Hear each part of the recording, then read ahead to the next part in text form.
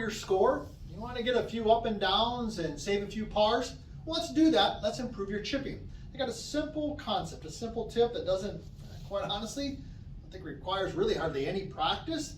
It has to do with your setup, and it's something that I teach all of my students, because when we have good chipping, when we get a few balls up and down, the game's a lot more fun when we shoot those lower scores. So it doesn't matter what club. I got my 58 here for this particular one to demonstrate, but here's what I want you to focus on. When you're set up for a chip shot, all right, I want you to feel like your toes are flared out a little bit. So notice as I'm sitting here, my toes are flared out just a little bit. But the key component, the key tip I want to give you is I want you to feel like you've got more weight on your lead foot. Okay, so as I'm sitting here, my toes are out, but I've probably got 65 to 70% of my weight on my lead foot. Now, as I make the motion in the backswing and the downswing, I'm going to keep that pressure, keep that weight on my lead foot through the entire motion. Now, what does that do for you? Well, what it does is it helps you control what we call the low point, where the club hits the ground.